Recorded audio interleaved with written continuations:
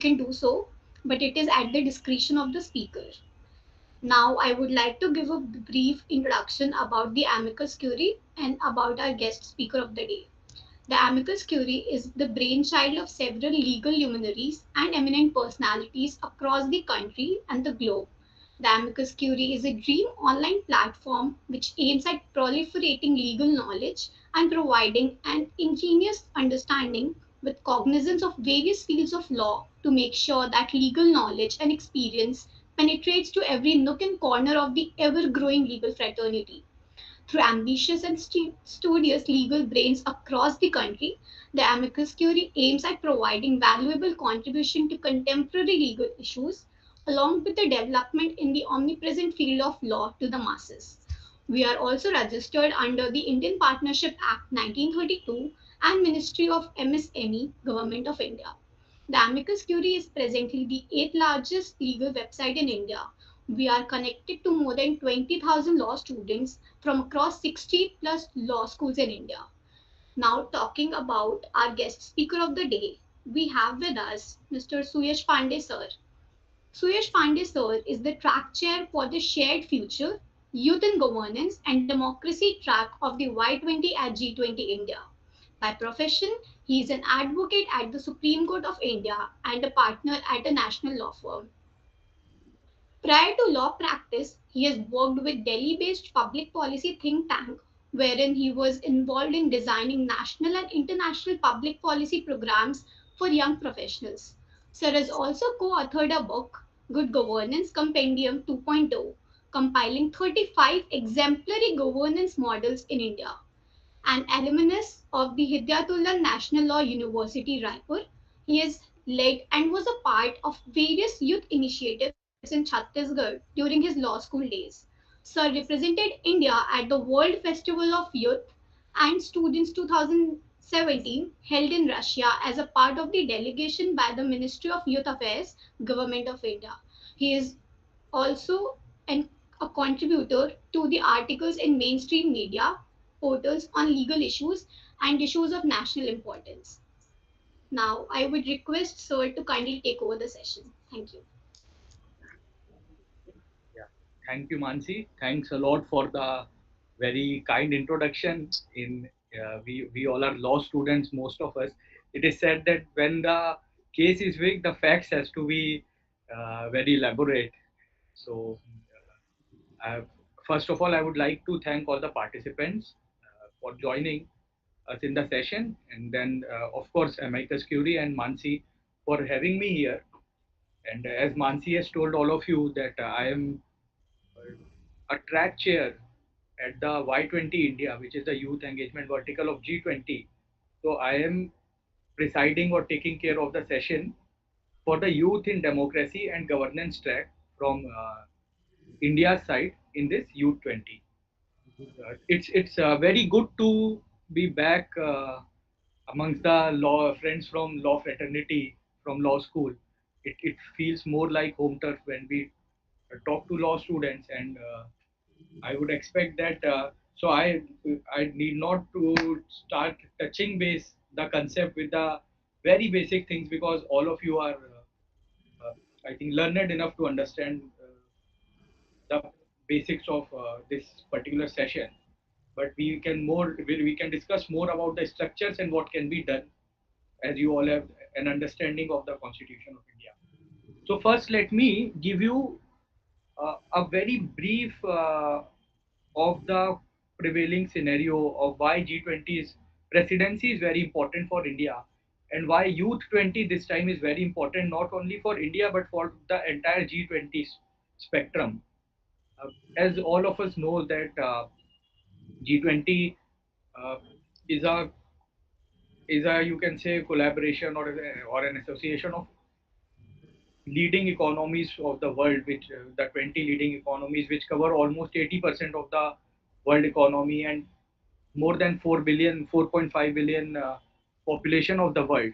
And interestingly, globally, the youth band in the world population, the global population is highest in the history of mankind. And in that scenario, India's youth population, India has emerged as the youngest country and we are also people now studies are and reports are saying that we are also the largest population.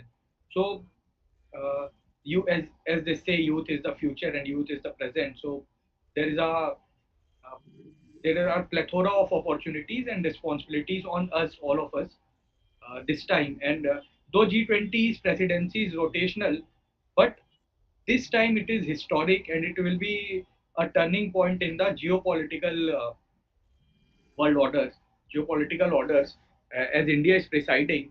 And India, how India is such a developing nation, and how you can say that we are not even developed, how we can lead the world. Many questions might be arising. All these are gimmicks, but these are not gimmicks. When I take you through the prevailing situation of different nations in my track, I think you will believe in what I am saying, because I was also skeptical earlier, but as I started reading more, I got to know more when I was appointed in the team Y20 team.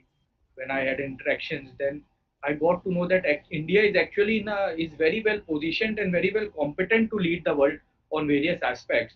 And India has not only emerged as a leader for its own citizenry, but for also many other developing nations.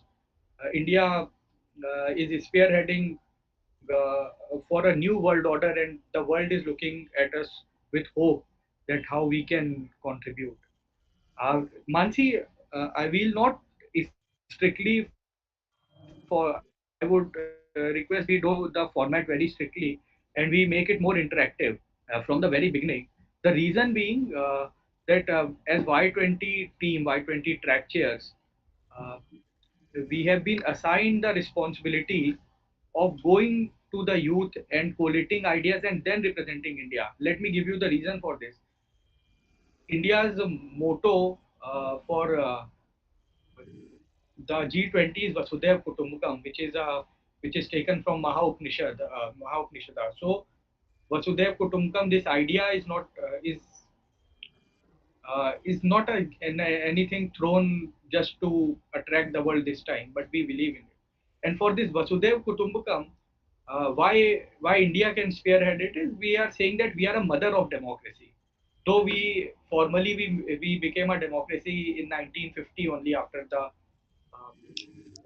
our constitution uh, was in a way that through our constitution was enforced and republic of India started its journey.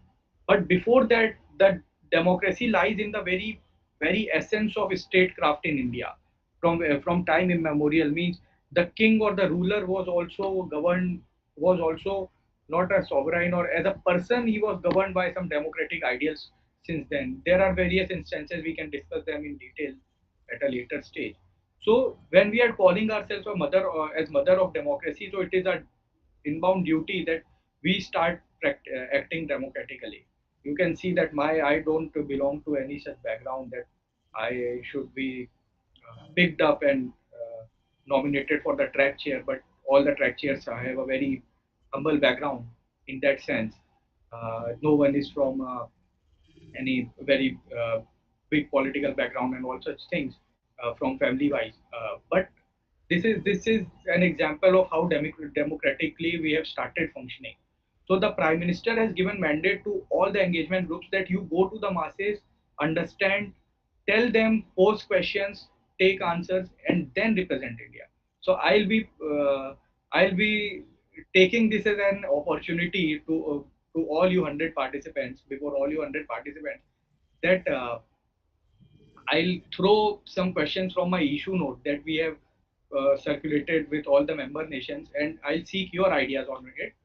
And also, I'll share my experiences of the pre-summit that was very recently held at Leh Ladakh. So what we did is this time India also conducted pre-summits before the main Y20 summits. And in this pre-summit, for the first time, India invited all the member nations and the invited nations to India. We went to Leh for 3 days. We were there. We had very interactive and very uh, intense brainstorming on the issues. So for the structure, we made a issue note, and that were circulated, and everyone contributed to it, and people also suggested that some things can be added and what are the solutions. And in my experience, India was having solution to a lot of challenges being faced by different nations. In Interestingly, I'll tell you one story, one statistic. There is one institute called uh, Institute of Democratic and Electoral Assistance, or it is like that, IDEA. It's a very renowned think tank from Stockholm. India does not have any control over it, and it shows that in the Western liberal democracies, the interest of youth is declining. Means only 47% of their youth, yeah, no, 43% of their youth actually votes, of their youngsters, and the figures are highly discouraging in the age group of under 25 years. And in India, we have seen in the last 1.5 decades that youth is taking more active participation in politics. So they were amazed to know that at one point where in the developed countries the youth participation is declining, how a developing nation like India, herein youth participation is increasing in politics. And overall, when we got independence, we had 43% literacy, 22% women literacy, and then 50% voting rate, 50% of the registered voters. Now we have 67% registered voters, which is obviously increasing. So these are some of the figures which also gives a sense of encouragement that as a democracy, we might be facing some domestic, you can say, aspirations that needs to be meted out. But as we have emerged as and evolved as a very rooted democracy. Two other nations also started their democratic journey with us. Two neighbors. One is a failed state, that's Pakistan, and the other China. It's a single party system, and they have appointed their president for lifetime. So you can see that how much democracy and freedoms we enjoy, and it's right time to actually listen to the world, show them our model, and also see that where we need to be, where we can take from them. So we in our issue note, we have discussed on youth participation in democracy and governance. So when we talk about youth participation in democracy and governance, from our understanding, uh, we have uh, classified it into several sub themes. The first sub theme is youth participation in legislature and politics. Second sub theme is youth participation in policy and governance. Third is youth participation in community governance. And the fourth one is institutionalization of youth training in leadership, because training or readying the youth for taking up leadership positions is very important. So I will seek your ideas. I will brief you about the prevailing scenario, the challenges faced by us, the challenges faced by you. I would like to listen to that. And also I'll also share the challenges that were thrown by some other member nations, as those were discussed. And I would be more than happy to listen to your views on that, and also to answer your queries. So let's start with youth participation in politics and legislature. So it is said that the representation or the senate or the parliament or legislative body should be a microcosm of the society. Means if not exact representation, there should be adequate representation. You all are law students, so we in constitution we have heard the term adequate representation. Means every section of the society should have an adequate or reasonable representation in the lawmaking or any part of the government structure.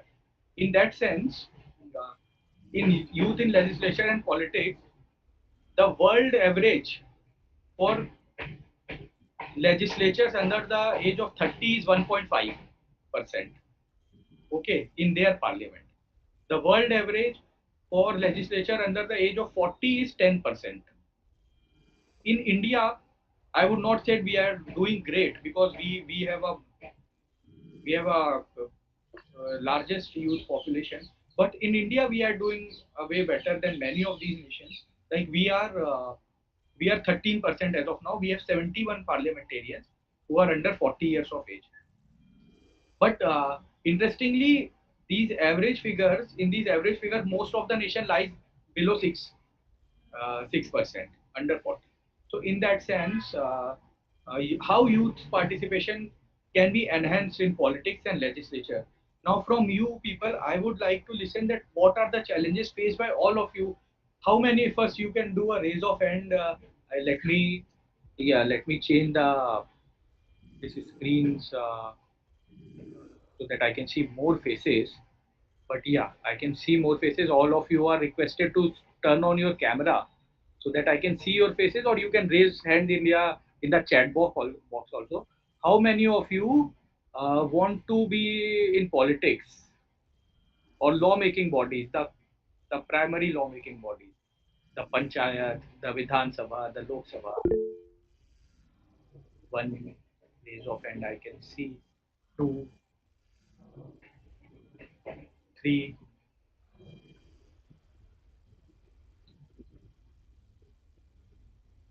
No women I can see. No women is interested in joining politics. It's disheartening to know that at one place we are talking about giving more representation. Okay, so whoever don't want to join, I would love to listen, or whoever wants to join as well. What are the challenges you think are there for youngsters in politics? Any one of you in India, कोई भी बोल सकता है.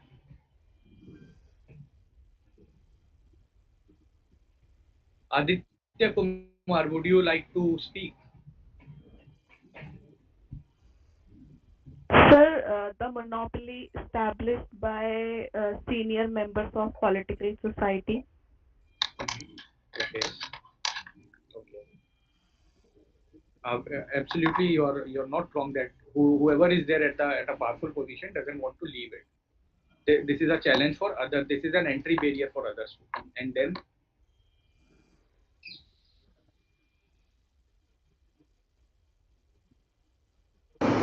The challenge of experience, like other members of the political parties have much more experience than the younger professionals people.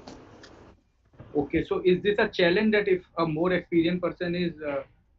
Uh, yeah, sir, we need to learn more from the people, so it can be so much of low. Okay. See, one experience comes from age and time, and one experience comes from the intensity of work and the good work, hard work that you do.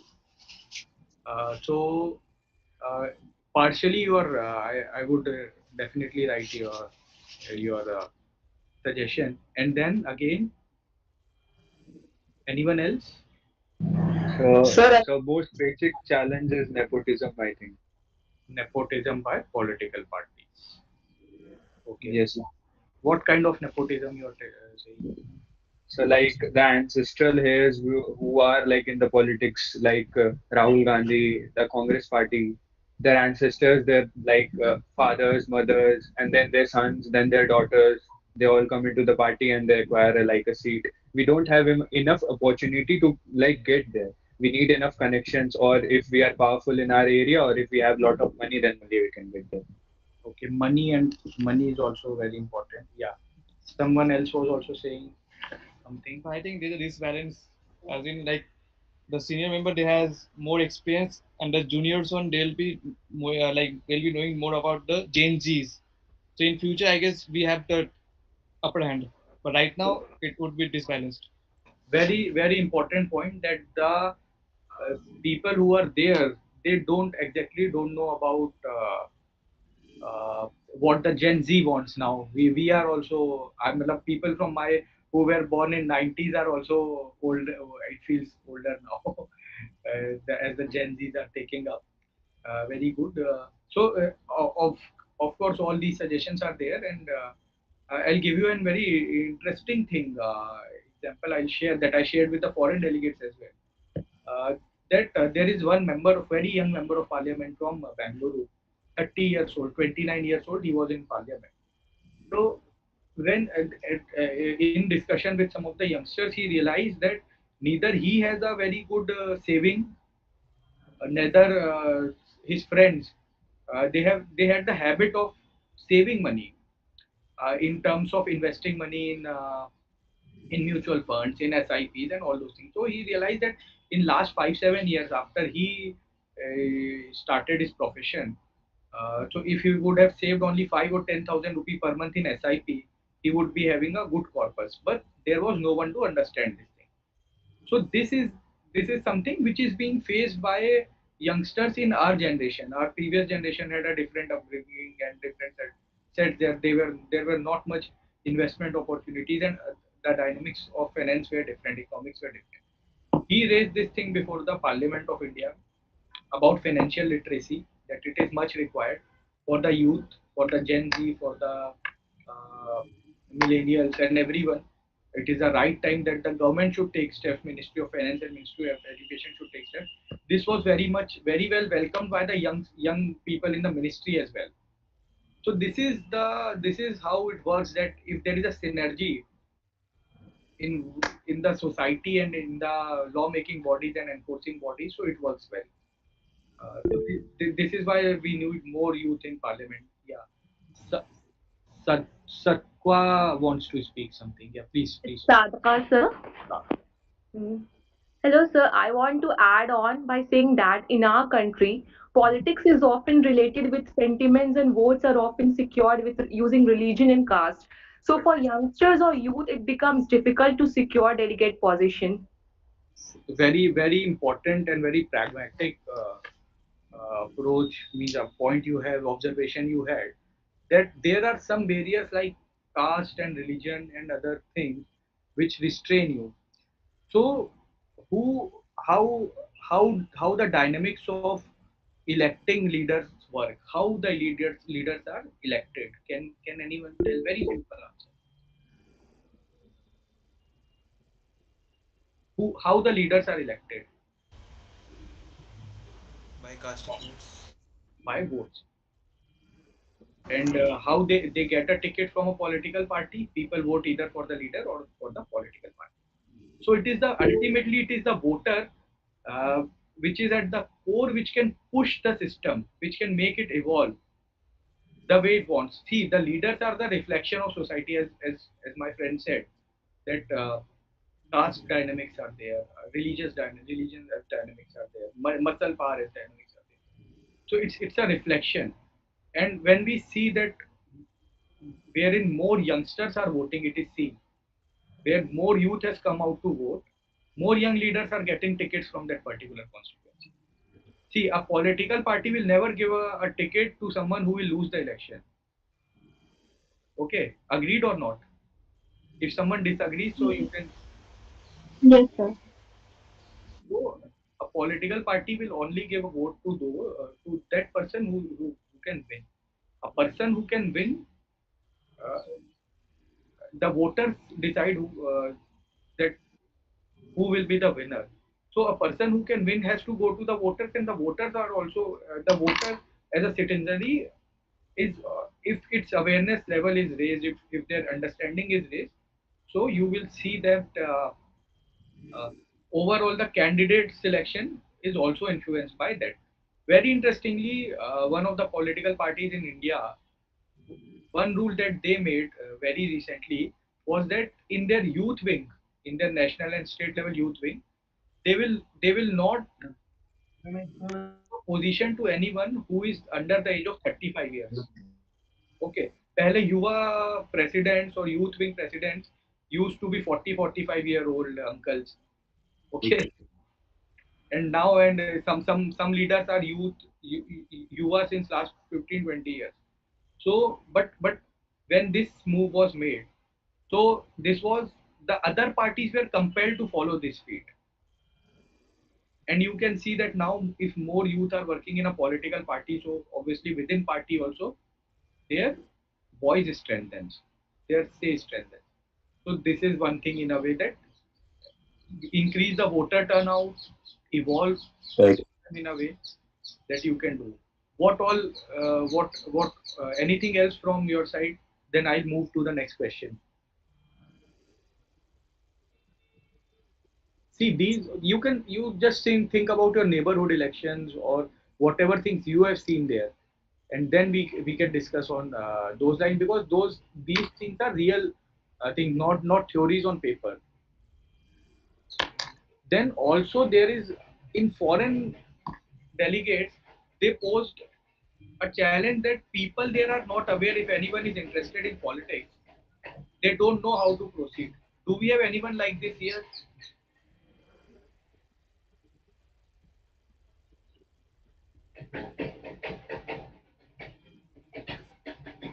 Okay, Rishu is saying that bringing the truth about religion or other things can be.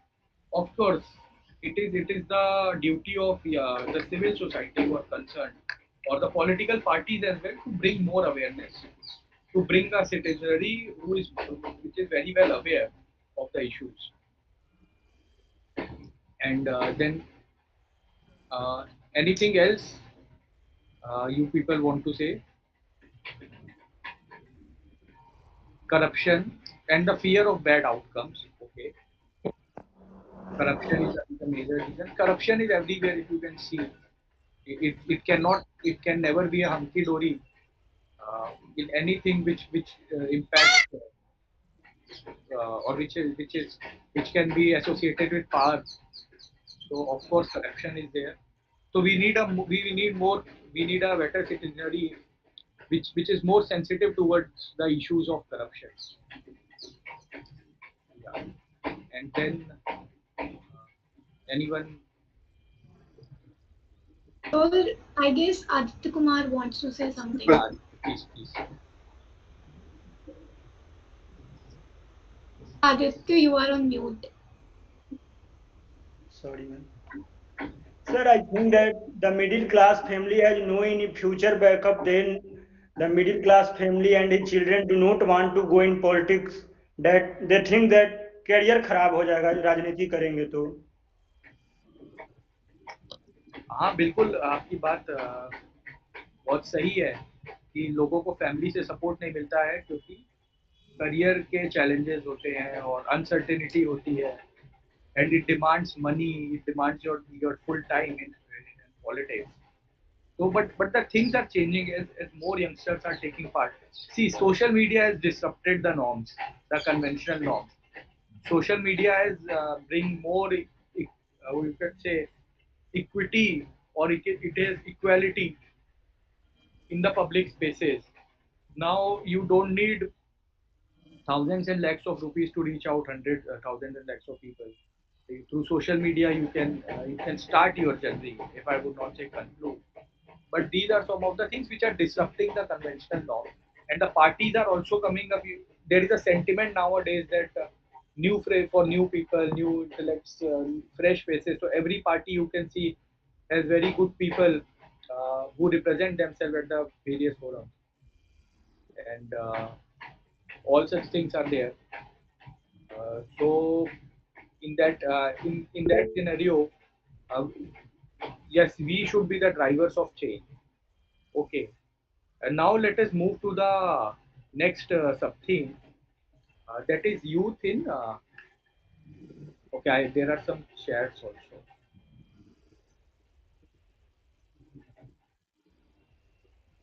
Suhani has a very good input that youth is being often underestimated or asked to shut up, that you don't know nothing, you don't know anything. But yes, uh, I think that it's time for the youth. If the youth voters are there, so they will listen to us, and it's now our time to say that boss, this is our turn, and सिंहासन में हमको भी जगह दो अगर खाली नहीं करो तो. Okay.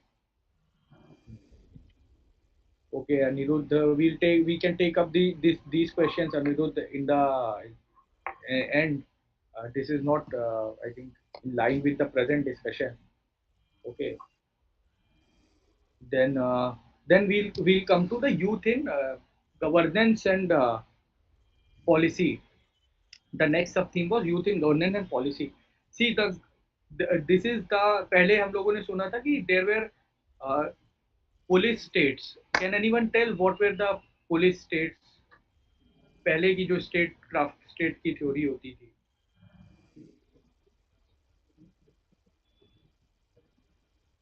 पुलिस स्टेट्स होते थे हॉब्स के समय की. If या या Arsalan please tell.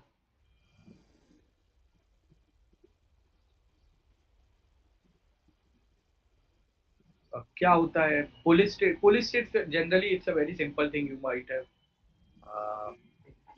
read in your political science or some other classes that wherein the duty of the state is only to provide security to its citizens from external aggression and from internal disputes.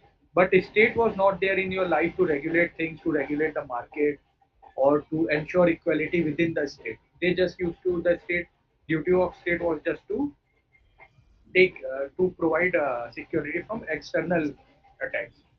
Then the idea of this idea evolved. The idea of statecraft evolved.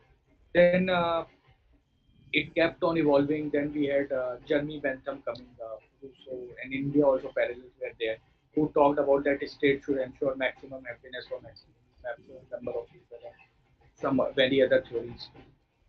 Similarly, then Matsya Nyaya was there in India, which said that बड़ी मछली मत्स्य न्याय होता है कि बड़ी मछली छोटी मछली को ना खा पाए, बड़ी मछली छोटी मछली को खा जाती है तो वो मत्स्य न्याय कहलाता था. तो स्टेट की ड्यूटी होती थी कि उसको प्रिवेंट करना, to prevent the weak people in the society when it comes to state's function within the state. Then we came to the welfare state. In welfare state, what we saw is that it is the duty of state to take care to uplift the life of the people. It was there is an emphasis on the principles of equity there, that people now you can see state is taking care of everything, your education, your health, uh, your house, uh, your shelter, then your employment, and giving you a lot of you can say freebies in that sense. It is a welfare for the welfare of man. State's duty is to ensure the welfare of its people, its citizens, and its people. Then now the new paradigm of governance is good governance is wherein uh, there is a there is a involvement of people in the decision making process. This is the new paradigm of democracy, wherein people are actually part of decision making processes. This is for good governance, and India is actually spearheading this thing. You will not I would not say that only India is doing this thing, but in such way large nations, if you will see the top nations in terms of population, India is actually doing very good in good governance. In it has started involving its citizens in the decision making process through various things. So when we talk about good governance, how youth can play a major role, how youth can be involved in democracy. I'll give you some of the examples that how like there are appointment of young professionals in every ministry nowadays. At every level, young professionals are being involved in that governance processes. Then there is a policy of government of India which came in 2016, that every enactment or every legislature that will be tabled by any ministry in the parliament, it has to be open at least for 30 days for public consultation before tabling it. So it's called legislative consultation draft. They circulate. You can go to the ministry's website. You can give your inputs. Then MyGov is an excellent example. Uh, in terms of volume, there is no other portal in the world which seeks ideas and suggestions and contribution of people in governance processes. Then you can see now a lot of work of the ministries is being outsourced to different organizations, voluntary organizations, NGOs, think tanks. So in that manner, youth participation or participation of people is being ensured. A lot of volunteering activities are being you can say introduced, like wherein you can go and volunteer, like the Nasha Mukti Bharat Abhiyan in implementation of policies, or it can be Prime Minister Research Fellowship or the Good Governance Fellowship across India in various states. So these are some of the examples. Now I would like to listen to your views on how youth can be involved in the governance and policy process. How would you like to get involved?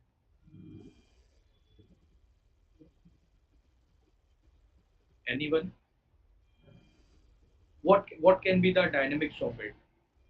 How has anyone tried to get involved and has faced any challenge, or has is there any good experience as well, or what are the challenges?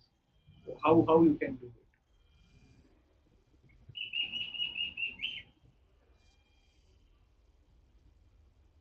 Anyone?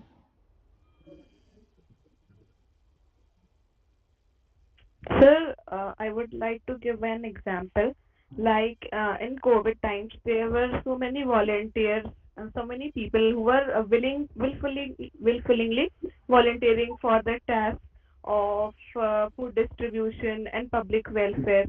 So some policies. So the government should come up with some these kinds of policies where people will willfully indulge in the activities and they will be impacted and benefited from these kind of policies and programs. Certainly, the government should come up with more programs. And also, one important thing that youngsters that we are raising it at the global forum is, see, when you involve youth in governance processes, so it should not come as a favor from the top. If it is an involvement, the role should be incentivized. Volunteerism should not be taken as granted for a free labor, and there should be an accountability as well, that when you are being involved, whatever suggestions or work you are doing, it is being taken care of. So these are the challenges that are being faced by every nation. So UK, you might have heard about that. UK has a lot of you can say youth councils and some bodies which engage youth and they give suggestions to the government. But interestingly, a delegate from UK in my track, he told that, boss, all those things are there. But what is the accountability that whatever work we do, we give, whether it is taken care of not? So this was a very good input from their side that if we are doing some good work, so it has to be taken seriously. So this is something that we are going to raise at the global level. Okay, in this particular track. And anyone else wants to contribute? Sir, if anyone likes to contribute to the democracy governance, then the youth should learn how the process of the government work. First of all, the learning process should be smooth, like in higher and secondary education. The student should be taken to the Parliament House, that how the bill is passed and all, which is very important. The learning process should be smooth enough, so that the youth can be encouraged to go up forward for this governance and participation. Excellent point, Prashasti, you have made. I can I am recalling my discussion within the pre-summit only, that we said that okay, we need youth to participate, we need more information, we need more roles for the youngsters, we need more awareness among the youngsters. But how it can be done? And it suggestion came from various sides that it can be imbibed in the education, like you said, that it should be a part of our curriculum. As of now, what we see is what we study all these things in civics till class 6, 7, 8, and when actual time of contribution comes, we forget everything. So it should be in our curriculums, it should be in our training. The new education policy has come up with a lot of innovation, wherein such things should be incorporated along with the other things. And I think if the people are well aware about the processes, so they when they sign up, so a momentum is built, and then things are done. A very good suggestion, Prashasti. I'm thankful to you. Yeah, Anushka wants to say something. So I wanted to share one good experience of mine. Like when I was in school, my school used to conduct youth parliament, where where they used to acquaint younger generations with practices and procedures of parliament. So that was one good experience. I had in my school, and I would really like to share that so that more colleges and more schools should conduct it. It's really very helpful. Yeah, So very that's good all. point. We youth parliaments, I think, are more relevant than you mentioned any other thing, because it Yes. exposes you to the relevant issues wherein you can actually contribute, you can understand, and then it creates more awareness. And once you are an aware citizenry, your representatives will also be cautious. They will be more. They will be on their toes. And the political parties, again, we go to the cycle that we discussed earlier.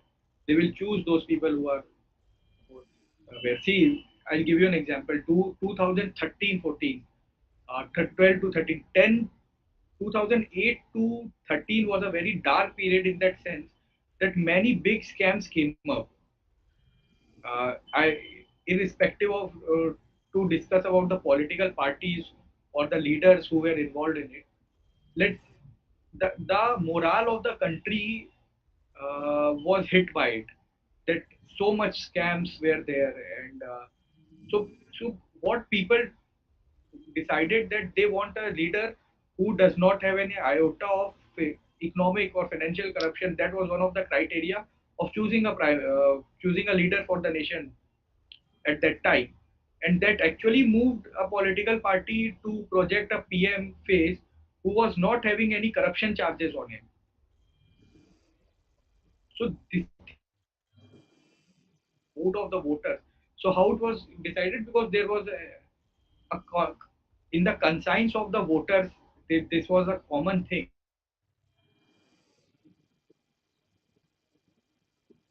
Corrupt in that sense is there in when a more aware citizenry will be there on way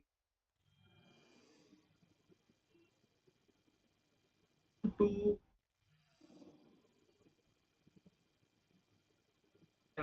again coming back to the topic. Anyone else want to contribute?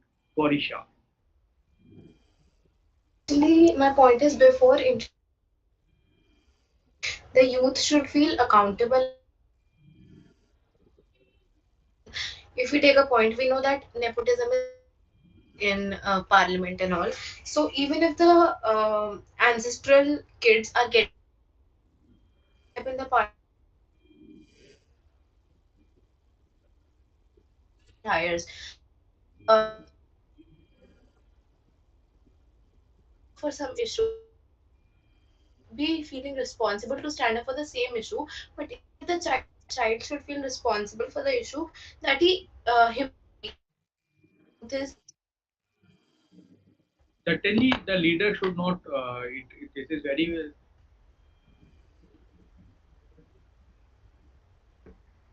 copying the legacy or the same style of politics of their uh,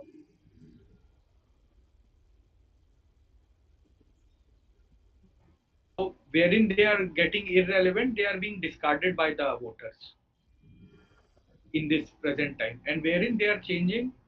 So good people are also coming. That every dynasty it can will be a bad leader, you cannot say. But if the voters are more conscious, then they're coming up. You can in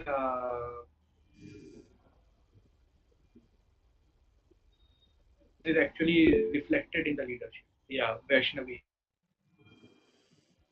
The fact that people think that if, like in participating in various volunteering initiatives or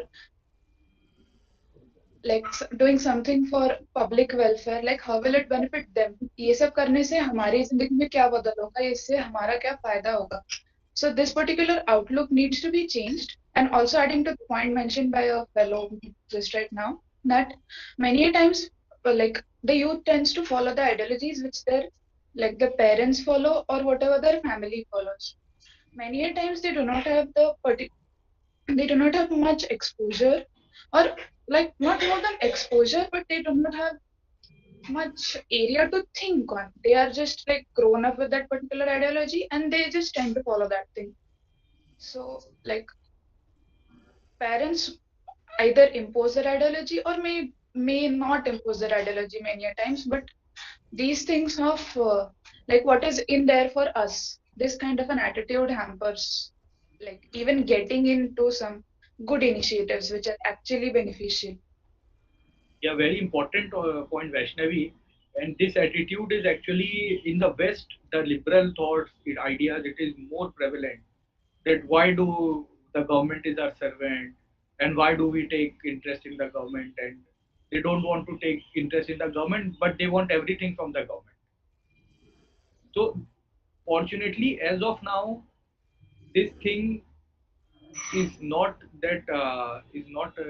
in India to this extent. And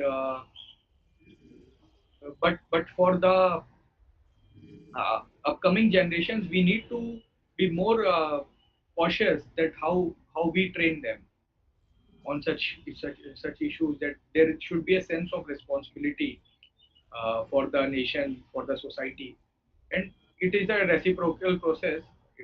That once the state also gives you something in the adequate and appropriate manner, so you will feel that responsibility and opportunities. Of course, the being in politics needs to be normalized, that success in politics should not be taken to that next level that you have become god, and failure or struggle in politics should also not be taken as something that you have failed in your life. So like other things we do, of course politics is a greater service because it is more taxing, it needs more commitment, but it has to be normalized, and it will come with time. Yeah. Can we move on to the we'll take last comment from Satka, and then we. So we are talking of how youth can benefit in policy making, but we are neglecting to see how the pressure is to secure job opportunities, as it is very disheartening to mention that the employment rate of educated youth is around 23% in the country. How come we expect youth to come forward while risking at their career when there is no guarantee of getting successful? Okay, Satka, you made a point regarding employment, but we are actually discussing about youth participation in democracy and governance as of now. But I'll try to. I don't know whether I can answer your question or not because it will take others time. But yeah, employment generation is one challenge. Like Vaishnavi was saying that what I will get, what is my thing, uh, what uh, uh, what do I get from this thing. So then role of youth in democracy comes in when you want to shape the future of your nation, of your state, of your fellows together you want to work for it, and your employment and other things comes to you when you want a better life for yourself first, then your family, and then for the society. So both of these cannot be seen with the same lenses, and uh, job opportunities and other things are altogether a different discussion, I think, as of now. But we can take this thing up in the last, if we are left with some time. So Okay. basically that limits the participation of youth in the policy making. See, we are talking about creating more space for the youth in the governance structures. Like earlier, there was either you clear a government service, or you are a youngster, very lucky youngster, you get a chance to win the parliament. So you are one of those old people who are there as a youth face in the governance. But nowadays, government is being how we can democratize government, how we can involve more youth in governance practices, how we can take the voice of the youth in the decision making. We are talking on that aspect, and this is very important point you made, that if you are self sustainable, then you can go in politics. That is very important. But overall, going comparing the job market and comparing this thing is, I think, for now we can keep it for a discussion after the question, because that is not much relevant as of now. Okay, for this particular discussion, I'm not saying that you are raising a very important point, okay, that concerns most of us. But for this is a very niche discussion. Then we can take this thing up later. Okay. Uh, and okay, now let us move to a very interesting thing, very interesting sub theme that India has presented to the world. This is youth in community governance. See, community in India are something which we can say that it is these are our unique institutions and organizations uh, which are unknown to the world mostly. And even if they are known, they have not been able to replicate. We have communities in India which dates back to more than 10 centuries. आप लोग सुनते होंगे ना 1200 साल से trust चल रहे हैं, वो ऑर्गेनाइजेशन चल रहे हैं. वैसी कम्युनिटीज भी हैं हमारे यहाँ. Two communities which are doing service to crores of people, which have lakhs and crores of members. And these communities don't have one parameter of its organization or its structure or its identity. It can be based on a spiritual identity. It can be based on a regional identity. It can be based on an identity of some old king or some old organization which is continuing till now. It can be based on an identical cause. Anything. But such communities, the world in most parts of the world, such communities don't exist. In most, see, when I was reading through various communities and organizations in different parts, so I saw that in most of the countries, and in countries like UK and Canada, they have there the civil society or some NGO or organization wants the state to give them money to make their to do some activity. But in India, the communities are self-sustaining. Can you pause yourself? Can the admin pause? Yeah.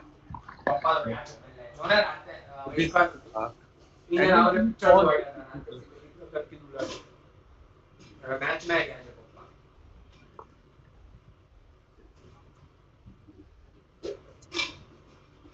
Okay. Meet, can you pause yourself, Mr. Meet Shah? Yeah, okay. So in India, but दूसरे हमारे देश में क्या होता है कि communities are supporting the government. Many of them are self-funded. You can take example of Akshay Patra, who delivers midday meals to thousands of school children, lakhs of school children in different parts of the country. Then there are communities like uh, this Ram Krishna Mission, uh, who have hundreds and thousands of youngsters working for them doing good community service. So this is something which is not there in different countries. Then self-help groups. So I'll tell you an interesting story of Pulbasan by Yadav. You can Google it later. She's from Chhattisgarh. She's a Padma Shri awardee. Very poor lady, very poor background. I would not say poverty-stricken family, and she was not 20 years back. She was not having money 25 years back for her husband's or family's survival to actually feed their kids, forget about education. Then she started a self-help group kind of uh, structure. So at that point of time, self-help groups were not defined, but she with some other women, they pulled in some 40-50 rupees, and they started some very basic business in 2000. Then it grew, and then more women joined, and it became a movement. And then she ensured that these self-help groups, uh, she made who took care of uh, skill training of women in that region, teaching them about farming, and then taking care of their health, giving loans. So very interestingly, they used to pull in some money. Suppose I am a part of that self-help group, I need 2,000 rupees. Someone will give 2,000, 200, 300, and they will pull in some money and get a loan. I'll start my business, I'll repay in some time, and there was no collateral. So till 2023, she is having 20,000 self-help groups, 2.5 lakh women in one district, and 40 crore corpus. So this is also an example of a community. So these are some of the intriguing examples that we presented before the foreign delegates, and they were amazed. Another thing was, so these communities can be from are of two types. One that is being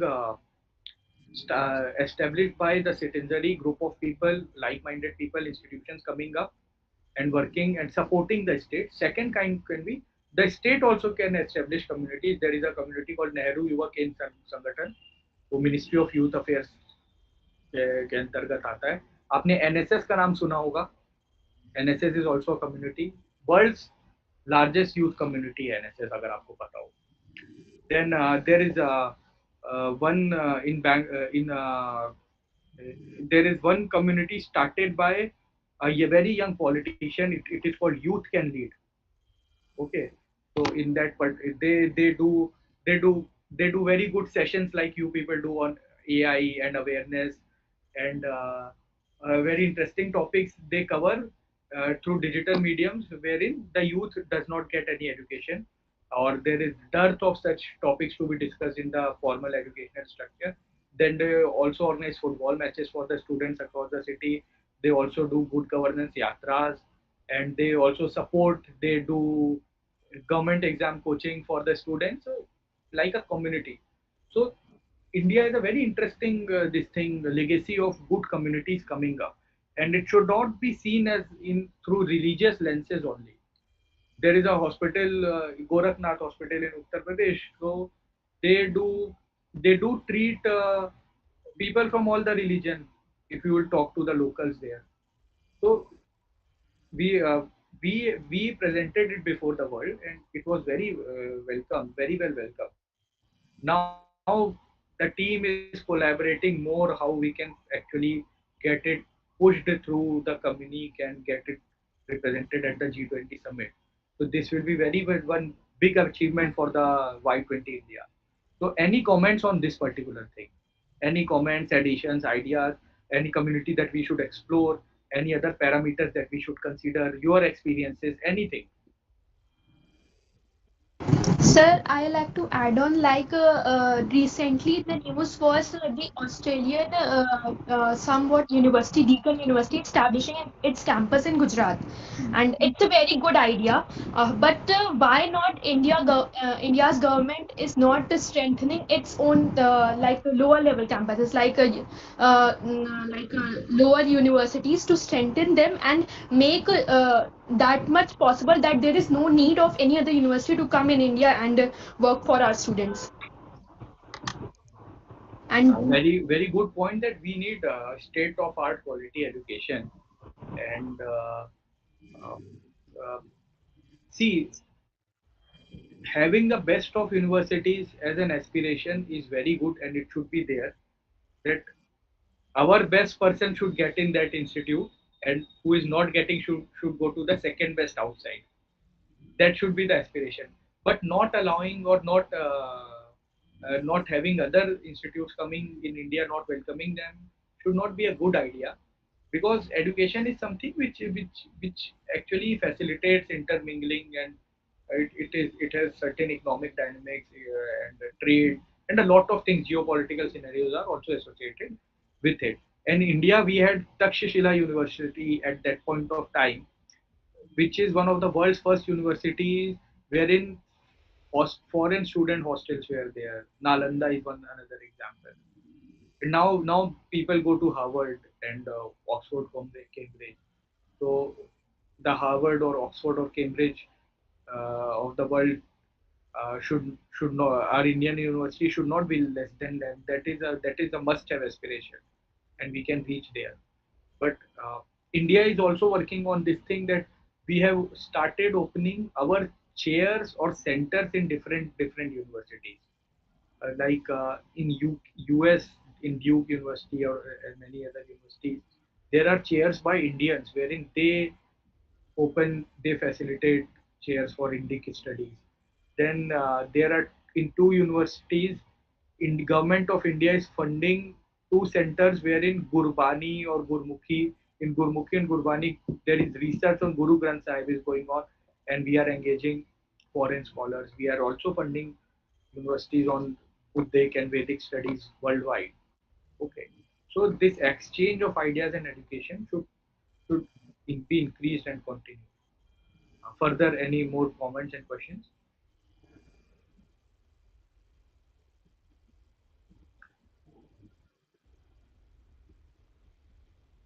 Okay, Mansi, how much time do we have? So we can extend this to 20-25 minutes more. It's up to the audience. I would love to I hear know. from them, and let's see.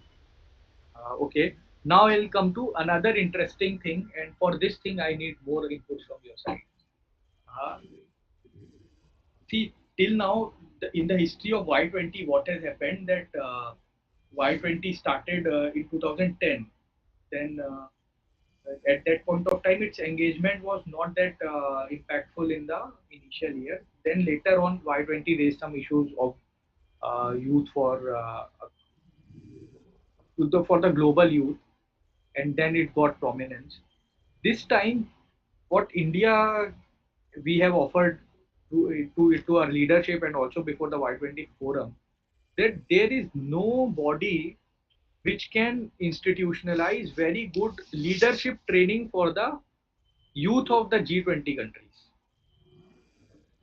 मतलब आपने देखा होगा कुछ कुछ दूसरे multilateral organisations में होता है, but now as G20 is emerging as the most powerful platform, it is taking over the place of other multilateral organizations in various spheres. For youth engagement also, and for youth leadership training also, uh, there should be some mechanism. So Y20 India this time we have proposed that there should be an institutionalization of leadership. पहले इस पे बात करने से पहले हम ये बात इस बात पे बात करेंगे. Can I speak in Hindi as well in between? English only I should stick. Even if there is one person who or two person who want me to speak in English, I'll speak in English or I'll do a mix. Or can I speak, Mansi? Yes, sir. Yes, sir. तो आप लोगों में से कितने लोगों को लगता है कि लीडरशिप जो है वो एक इनहेरेंट ट्रेट है? ये आदमी बाय बर्थ होता है, ये किसी को सिखाया नहीं जा सकता, किसी को लीडर बनाया नहीं जा सकता. हम देखते हैं बहुत से एग्जाम्पल्स देखते हैं, कोशिश होती है लोगों को लीडर्स बनाने की. आप लोगों को कितने लोगों को लगता है? Okay, Ashrita, I'm asking whether leadership is an inherent trait only, or you can also train leaders. You can make good leaders out of people by adequately training them, or it's a mix of both. Can there be a binary answer to it or not? So it can be a mix of both, as in one should be of a kind that सबको साथ में लेके चलने वाला जो आदमी रहता है, that is a very good example of how a leader should be. And also one certain persons might have like certain ounce of inherited qualities as well. If not inherited qualities, one also learns by acquired knowledge as by his like experiences. Anyone else? So, leadership is not an inherent quality, as many people in our society are somewhat introvert type and they have some fears of speaking in public. So, these fears can be removed and they were to be given more opportunities so that they can say their thoughts in the public. Good point both of you have made. Vaishnavi has made a very relevant point in that sense that means that leaders, it can be a mix of both as well. You can train, you can hone some skills to make. Then also there is an approach that if someone wants to work but he's not aware, but if he's trained or educated well, he can do the good deeds.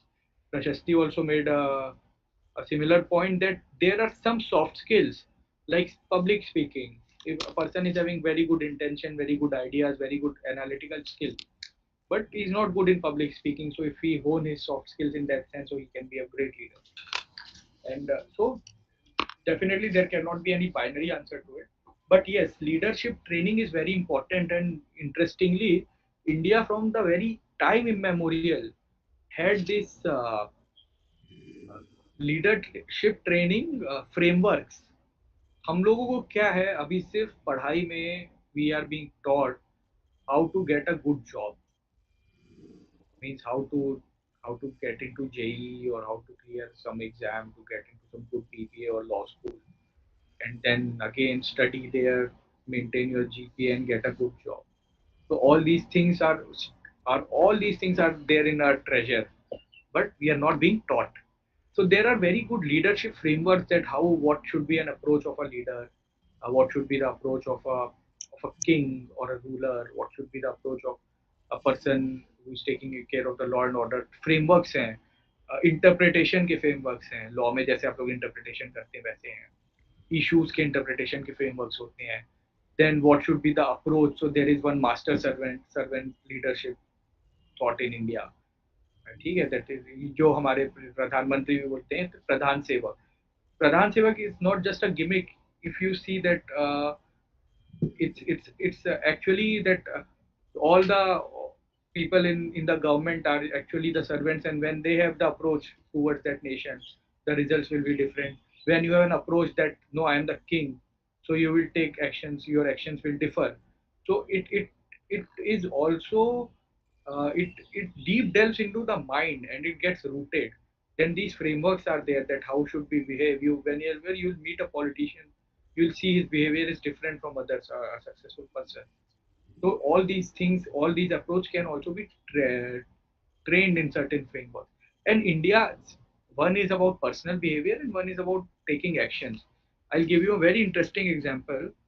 uh, India, when it got independence, we experimented a lot of foreign ideas, like socialism, then Nehruvian socialism, with then Russian ideas, and then also some flavor of capitalism we had.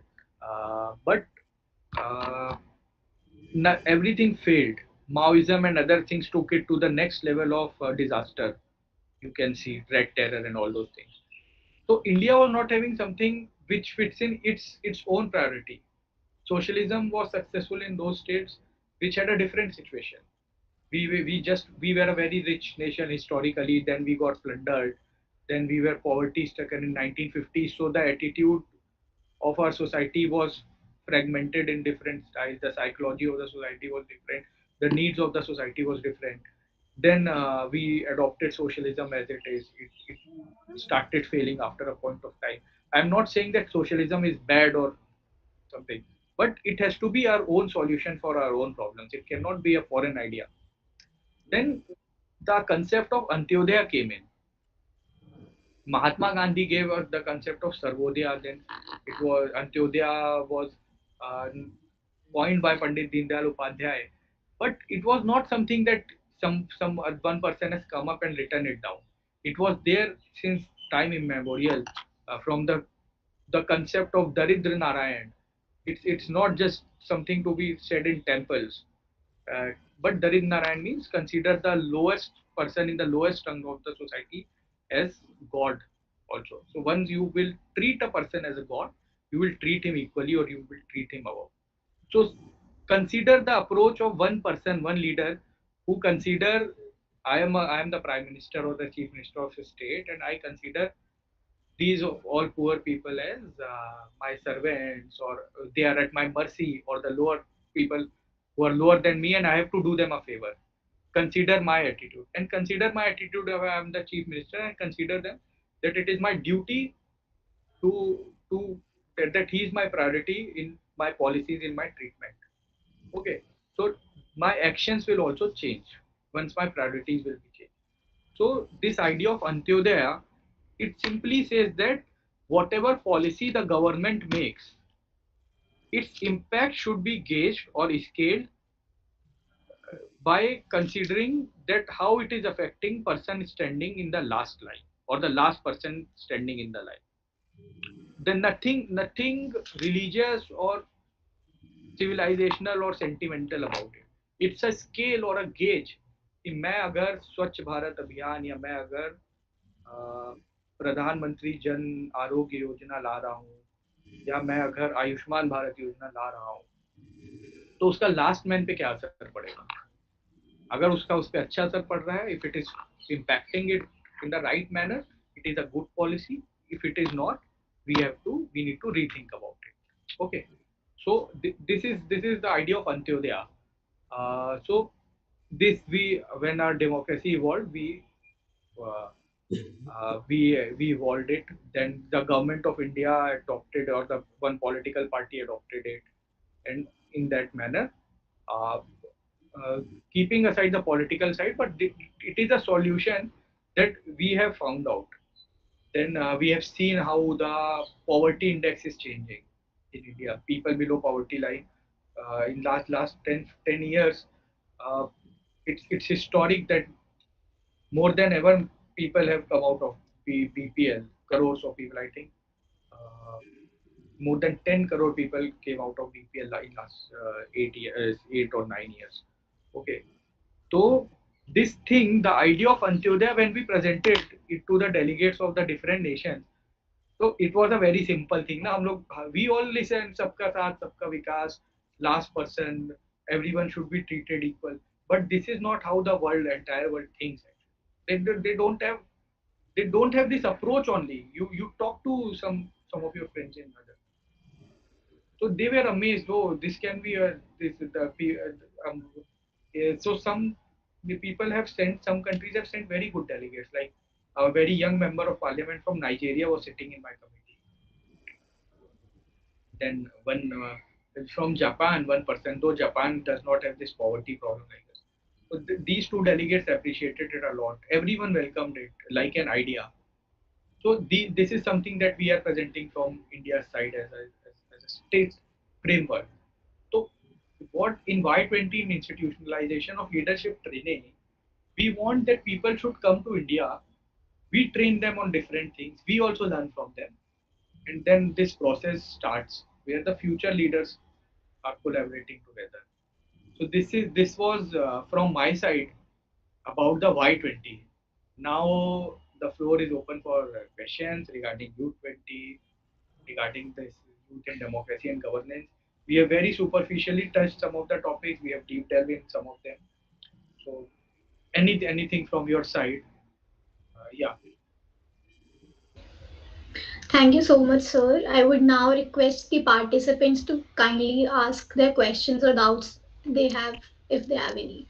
Okay. You Okay, can. Mansi. Before we take questions, one very important thing that I want to tell Mhm. all the participants is that when I was talking about democracy and how democratic we are trying to work, okay, we also have limited resources. We are limited time, but we are conducting a lot of youth chopals across India and youth talks. Means abhi tak I think 700-800 Y20 chopals have been organized, and our presence is not required in each and every chopal there. Okay, so you can I'll share my email ID with all of you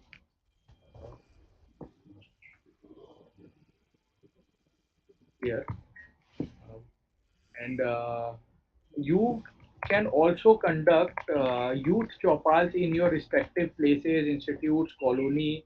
We'll give you a format. You can collaborate with us so that you also get this thing an approval, and it becomes official. And you can also organize a youth chopal in your respective places, and you can discuss these topics and give us some suggestions and aware the youth about this. Is indeed a great opportunity for all of us to actually make ourselves, make our citizenry more aware about all these issues. Matlab, if we are saying we are leading the world, our own people should also be aware. So it's you all are very well read. You or you all can understand English. How many people can in India can understand English? What is the percentage? Can someone tell me? English speaking लोग कितने India में?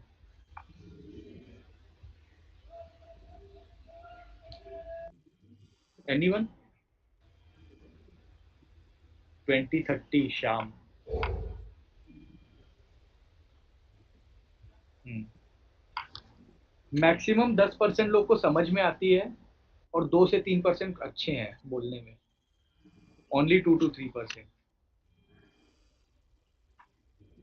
10% can understand. So there are different figures. So this is just an estimate. So you people are already in those top 10%, even if we go by the highest figures. Okay. So it's your inbound duty uh, uh, to not on the basis of your understanding of English, but on the basis that you are you have access to the digital mediums. You are studying in very good uh, colleges and institutes, that you also go out, conduct youth chopal, conduct Y20 events, Y20 talks in your campuses. If you want any good speaker from our side, or you want some good senior person to come to your institute, you please write down to us. We'll facilitate it.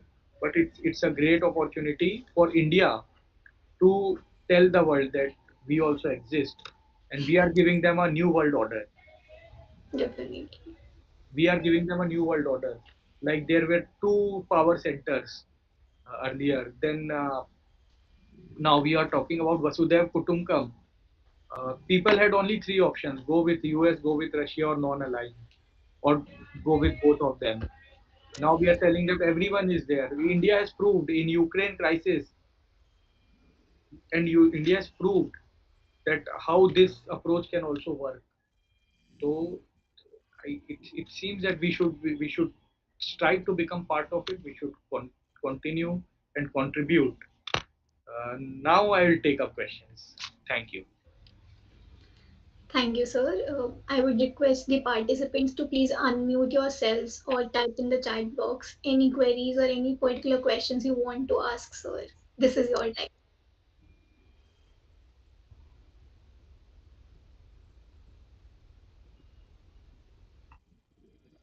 Sir, I want to ask one question other than academic and professional side. That what was your experience in the Ladakh meet that was conducted, and what the meet contains, and how it is organized, and what people suggest, and what their views on different topics. Please, some experience on that. Thank you, Prashasti. Ladakh was indeed a great experience for me personally, and it was very successful pre-summit for India as Y20. Uh, very interesting thing is I'll start with telling why Ladakh was chosen. I think the government of India made a very bold statement by choosing Ladakh as a place, because China like it does for all its borders. It also claims Ladakh as part of China. Okay, so like it is claiming Arunachal and all those things. So internationally they challenge the sovereignty of India over Kashmir, Ladakh, Arunachal.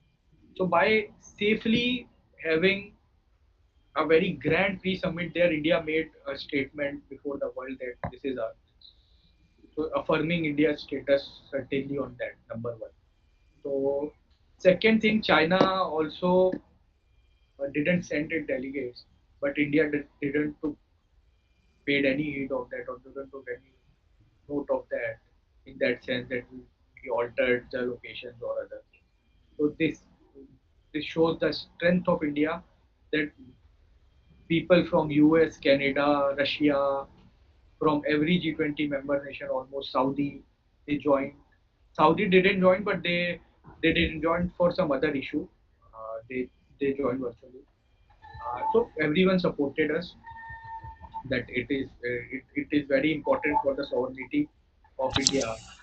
Then secondly, it was a very good. I would thank the ministry first. Very good arrangements were there, and then coming to the Delhi sessions, so very good interactions with the delegates.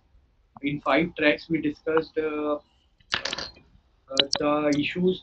Track one was youth in democracy and governance, then climate change, then global peace, ushering an era of no war, technical practice improvement. Number four was future of work, very important. This employment issue was discussed in future of work, and number five was health, well-being, and sports. This is for the first time. This is being discussed in the Y20 health, well-being, and sports all together as a different topic. Okay, they were amazed to see the digital India things and UPIs. Many nations, not all, if not all, we took them to the Ladakh market and UPI digital payments everywhere. I won't say that everyone was amazed. People, countries like Japan and Singapore, they had such a thing, they had such mechanism. But even delegates from developed nations, they were amazed to see. They had a different approach, picture of India. Then, in talking about youth, means suggestions of or concerns of people in my track. So many people talked about having having the increased interest of youngsters in politics and governance. In our country, you will see a lot of youngsters being involved in politics. We don't count them, but you can see 500 youngsters after one politician. Hmm. They give their entire day. So they are involved in some constructive or some activism. We should also count it. Second thing is UK gave talked about the accountability of the good work done by.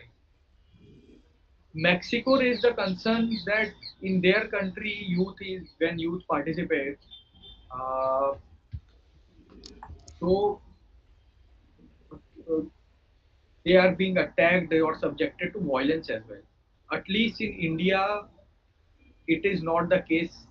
There is no uniformity. It is not the case in most of the people.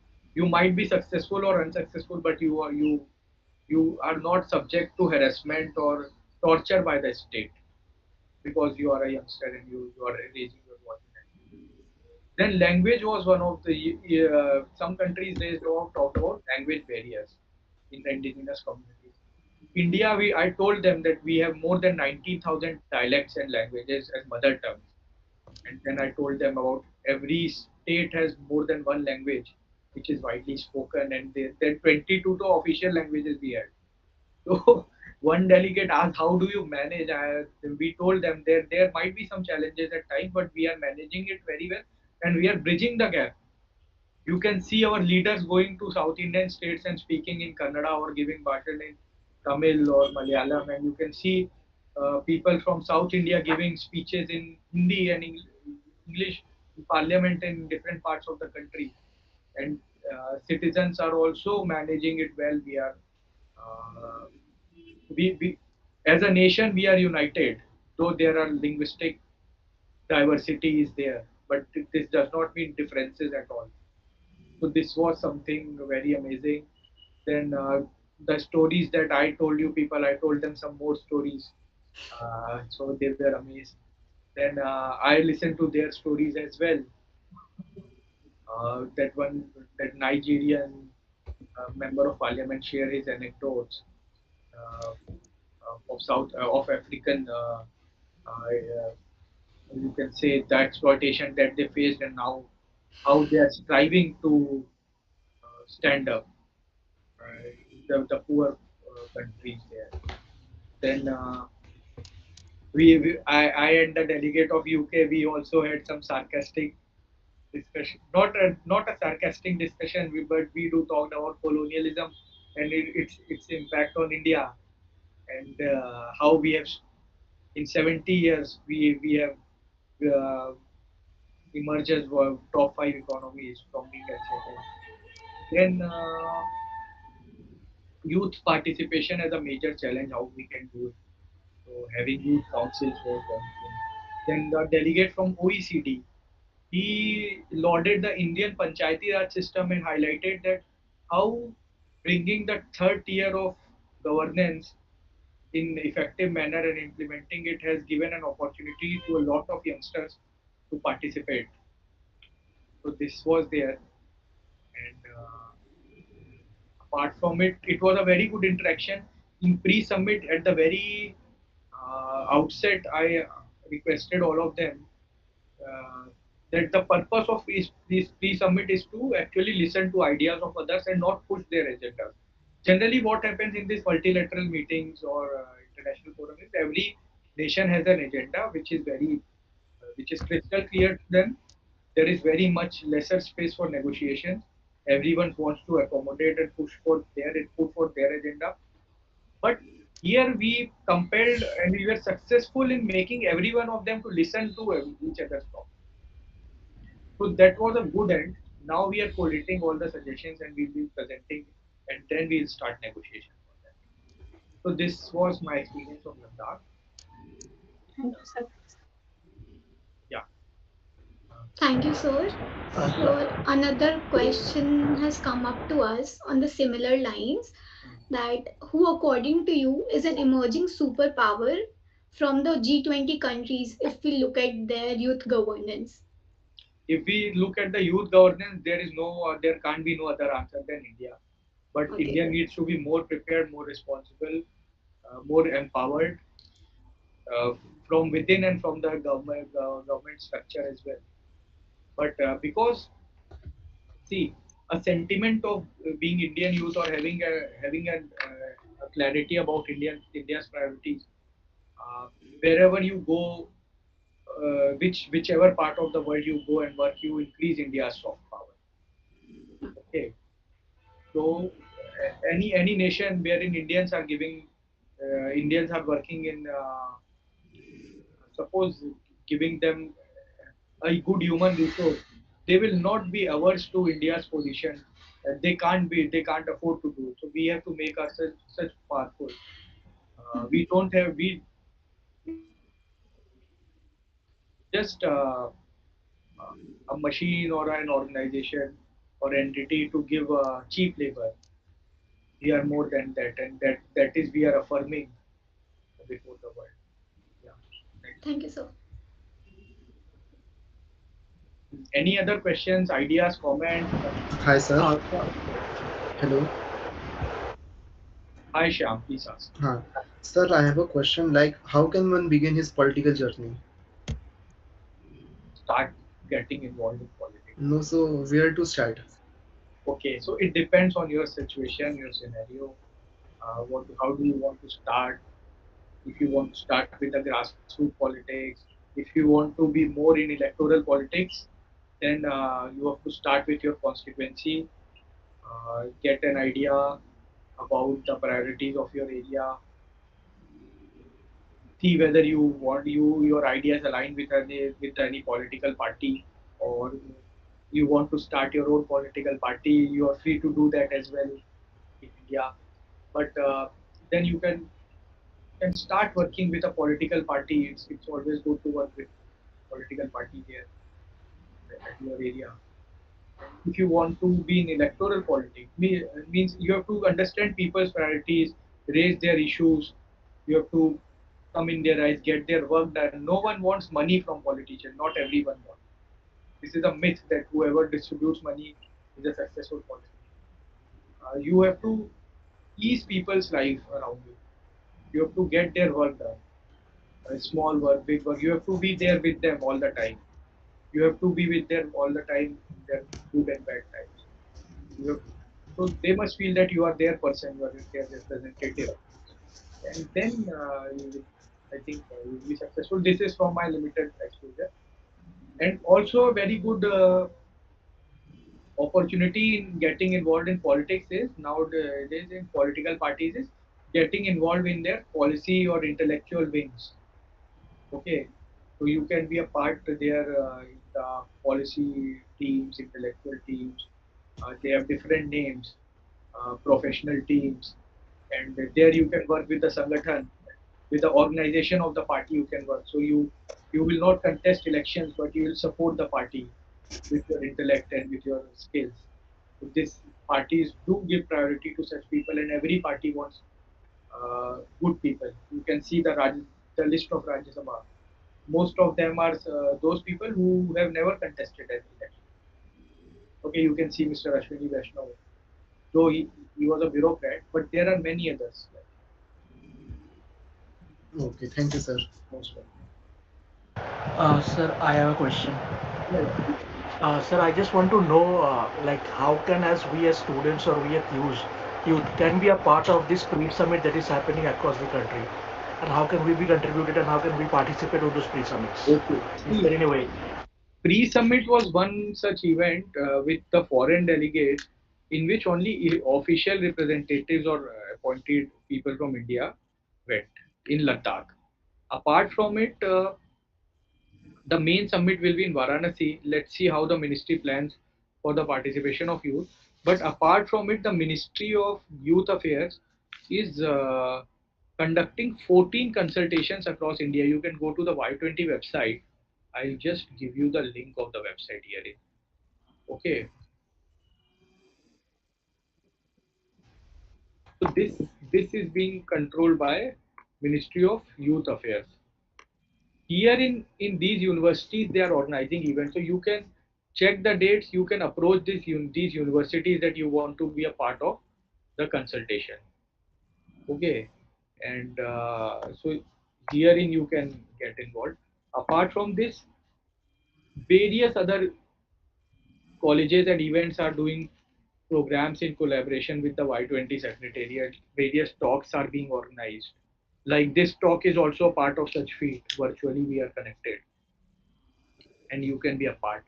And if you want a more active role, you can organize Y20 chopals or Y20 talks or Y20 brainstorming sessions, like I told you.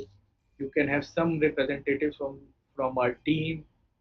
We can also get you in touch with some of the good speakers that you want, senior people. Okay, and you can organize such events. So, actually, I'm asking like if you want to be part of the main G20 that is to be happen for the September month, then can we be a part of it? Can we attend it? Because I guess that would be happening in Delhi itself. See, the main G20 summit, main G20 summit is a different thing. The main Y20 summit will be held in Varanasi in August. Okay, in that the delegates, 5 delegates of from India have already been appointed. 5 track chairs have already been appointed. Y20 Secretariat is making a team which is doing these things, consultations and other things only. So in you can become a part of such chopals, or you can organize such chopals or consultations. In that manner only. For Varanasi, the policy is not yet decided at how many people will be there, because the population of youth in India, again we were discussing, we are the largest in the world, so very difficult to accommodate a lot of people. So these subsidiary events only, Y20 is engaging the youngsters. Right, sir. So, Thank you. Yeah. Any other question?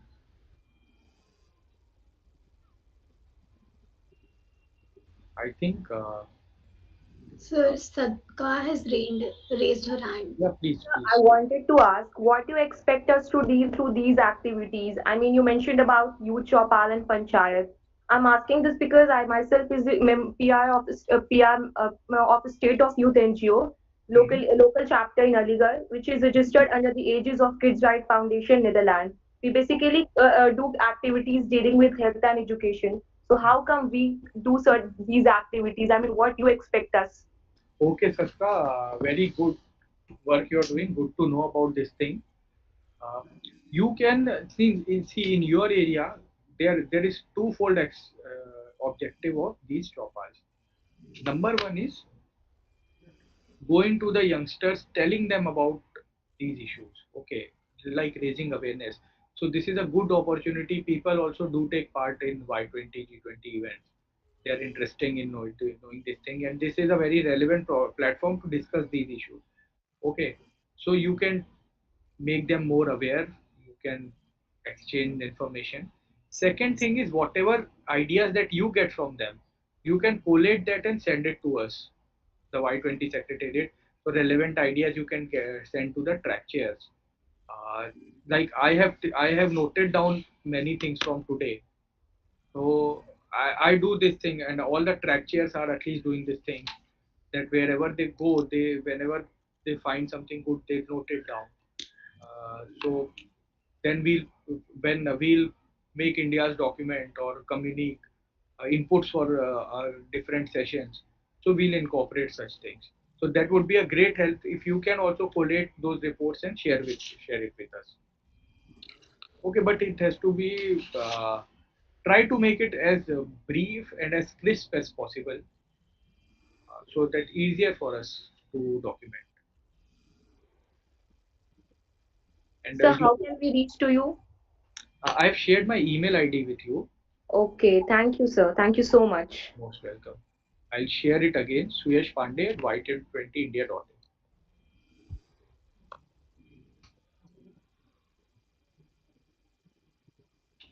And you can also raise, you can also create.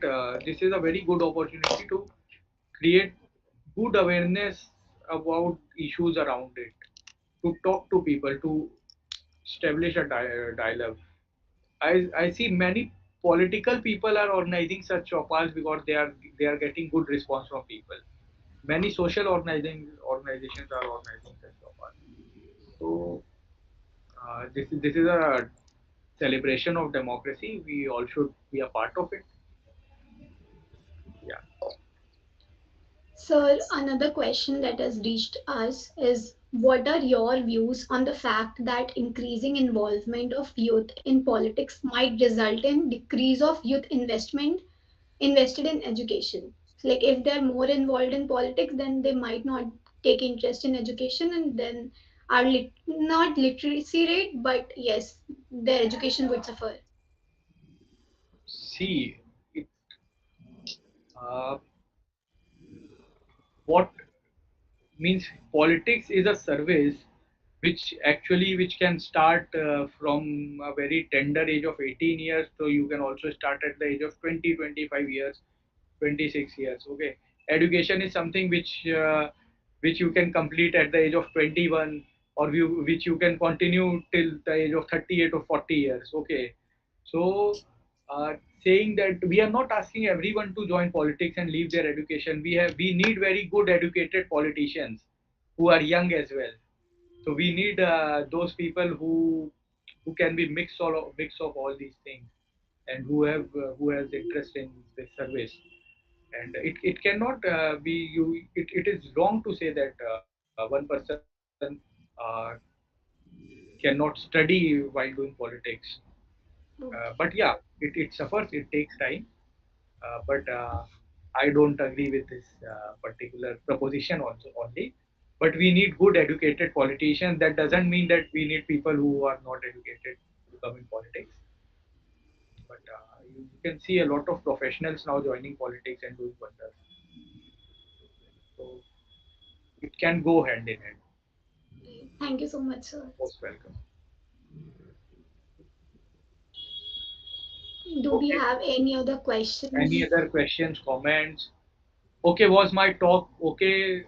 मतलब did you people uh, how were you people satisfied with my answers, or whatever I spoke, was that making some sense? Even if it is making some sense, I would be happy. And if it was not making sense for you, you can tell me. Yes, So sir, it it did. definitely made sense to us, and I'm sure the attendees liked it. You can. I would request the participants to kindly drop in the chat box if they have any feedbacks, or just write hashtag Y20India in the chat box. And also, I would be more than happy to connect with all of you over social media on LinkedIn, Facebook, Instagram, whatever you people use. I'm sharing my LinkedIn profile here, and also my, let me see, Twitter profile I'll share here.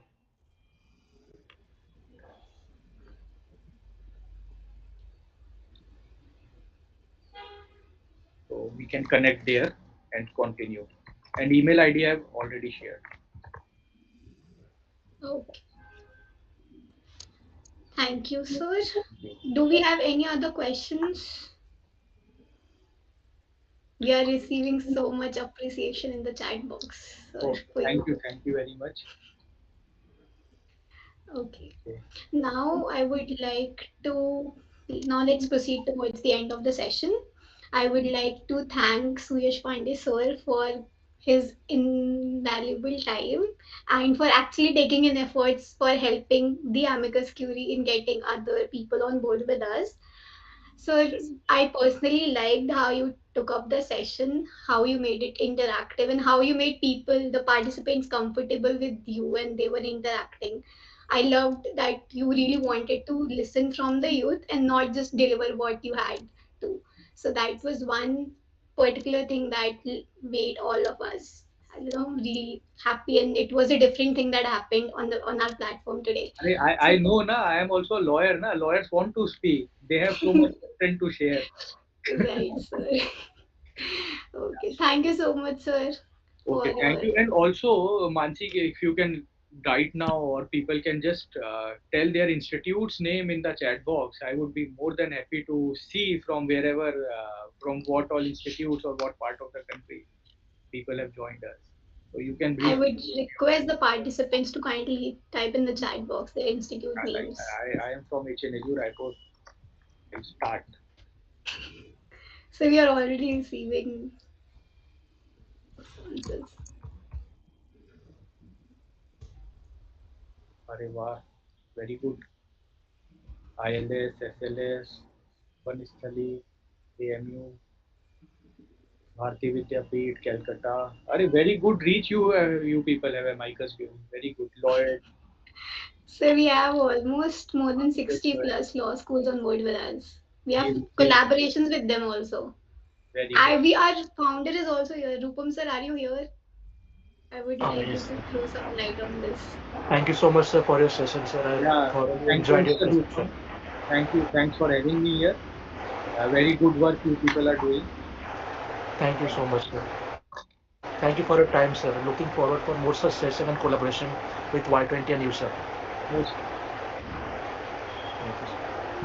good participation. Thanks everyone for joining. And let's connect soon and let's do some good work. Let's do some good contribution together. Namaste. Namaste. Thank you so much, sir.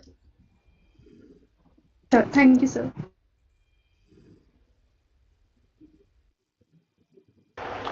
The session is over. The participants are requested to now kindly deboard the platform.